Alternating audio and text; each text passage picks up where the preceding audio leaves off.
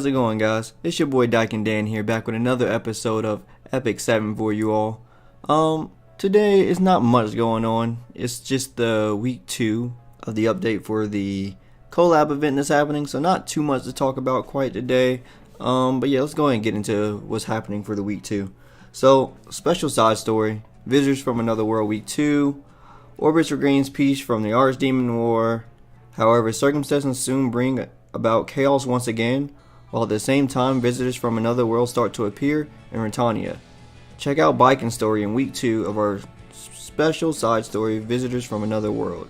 So this is going to be week 2, going off the pictures. We had Soul last week, and we're going to do Bikings this week, Dizzy next week, and of course the conclusion in the following week.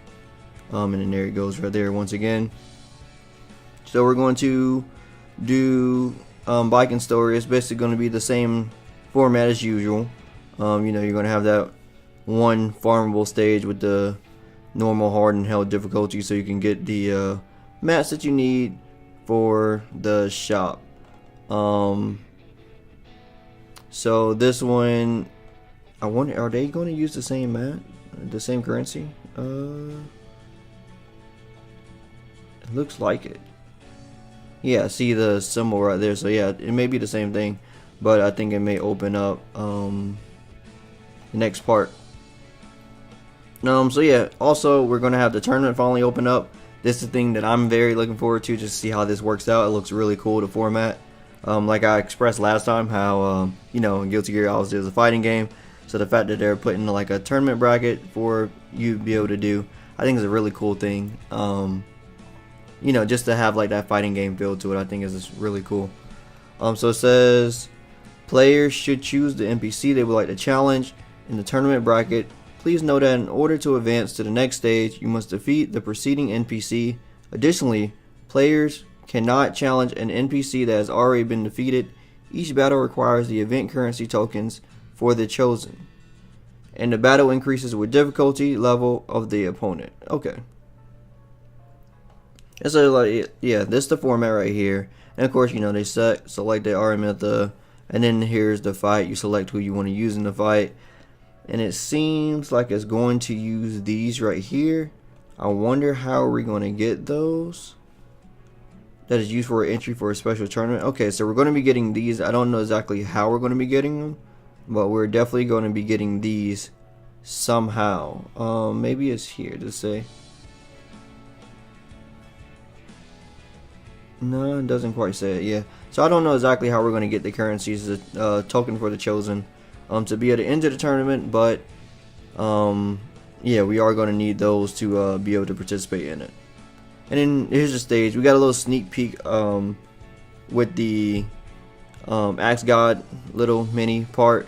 You got a little sneak peek of the stage. Really cool stage. It's actually a stage inside of the game, if you guys don't know. It's a really good stage inside the game too. It's like an arena stage. It says if a player loses a battle, the event currency tokens would not be consumed, and they'll be attempted. Okay, so yeah, basically like usual. Players may only compete in tournament normal during week 2. In week 4, the side story players may compete in the tournament hard. Okay, so we're going to do normal, and then in the 4th story we can do the hard version. So challenge Brawl Revelator. Your skills are unmeasurable. Challenge Soul and Biking to prove your worth. So this is the next challenge event, and it's going to have a artifact in it. So same thing as usual. You can just enter it, and you complete the difficulties to get the artifact. These are farmable artifacts, as always, guys. You should definitely be getting the max limit breaks for these, so you can have those just in case. But this one seems pretty decent. I know people are saying like a translation error or something like that, so I would definitely want to see exactly what they're trying to say here.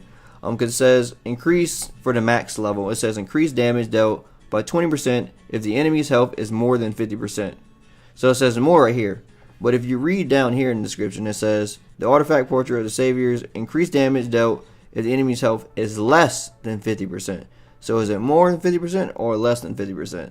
Base status on the actual artifact, like image right here, and this is probably something they type. I'm gonna go with this is probably what it actually is, and not the other way around. So there's that. Here's the drop rates for it. So you can do the hells, get that 20%. Definitely worth it. I know it's expensive, but you know, save you some runs in the long run. Then of course the rewards you can get from the repetition from doing it as always. And just some bug fixes and stuff. Now there was a thing with Vikings, I believe it was her S2. It said the attack the enemy with expected swordsmanship with a 55% maximum 80 chance of inflicting 3 bleeds for 2 turns, and a critical hit would be granted for the extra turn for the awakening one. So the bug was it would one of the bleeds would actually ignore effect resist, and they said it was a bug, and I guess they're just gonna let it stay. So they're gonna change the description of it to one bleed effects ignores effect resist. So instead of just taking it away, because I mean some people aren't happy with the character. I think the character's fine.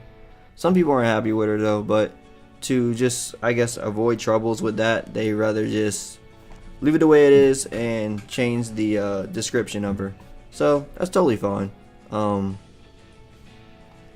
yeah, just some bug fixes here. Mushroom skills, effect destruct will not trigger during certain situations. Certain dialogues have been adjusted.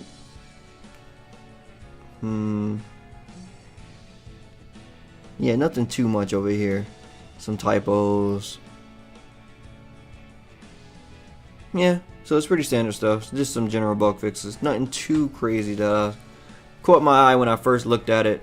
But yeah, so that's the update. Here's a little bit more for the Brawl Revelator. Just like in his own format. Showing the skills and exactly what they're gonna do, because you know sometimes they have passes and stuff. So Tatami Gashi attacks with an enemy with a 50% chance to inflict 2 bleeding effects for 2 turns. Activates the same attack again afterwards. Sudane Zanshi Watashi attacks the enemy with a 75% chance each to inflict 3 bleeding effects for 3 turns. Activates Garo Tensei if the number of bleeding effects inflicted on the target is 4 or more. So it definitely sounds like you probably want some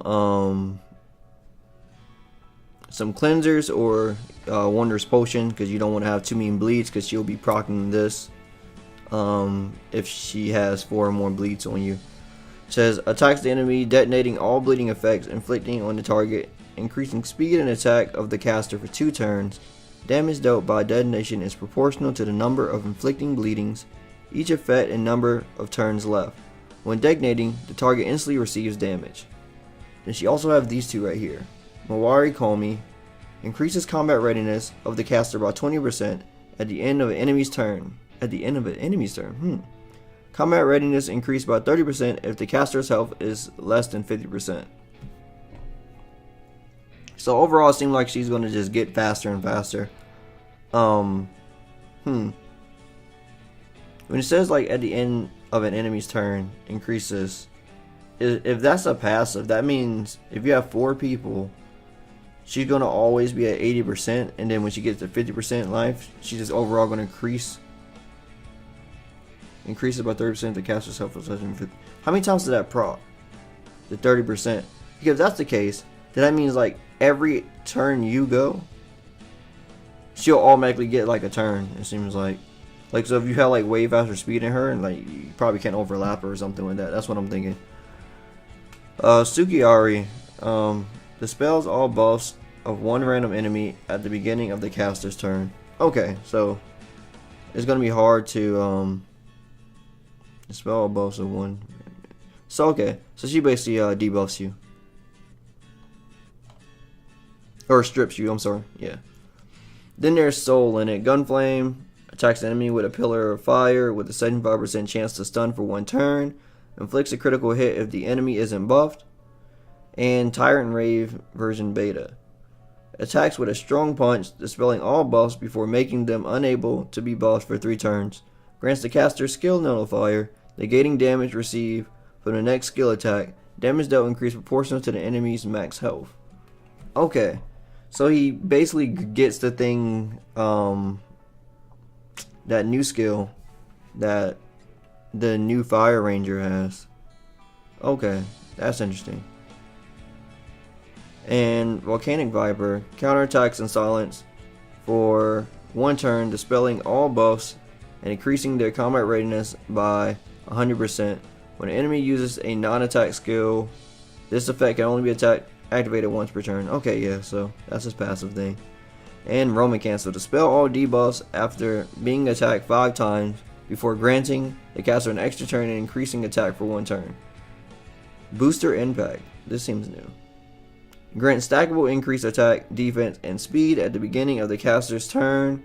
This effect can only be activated once in every 3 turns. Okay, so that's like his actual passive for this challenge. That's not like a real skill.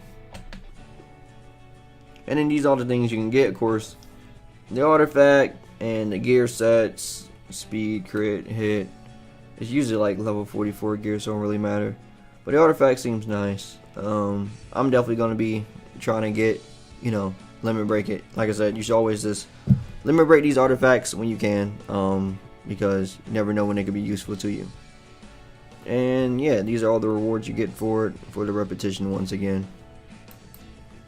And not too much else, just another artifact pack coming for people who like the artifact packs. Yeah, the usual powders, the star artifacts, Skystones Gold, and some artifact charms. And then another charm pack for people who like to buy these as well. 600,000 gold, 20 greater equipment charms, and 900 Skystones.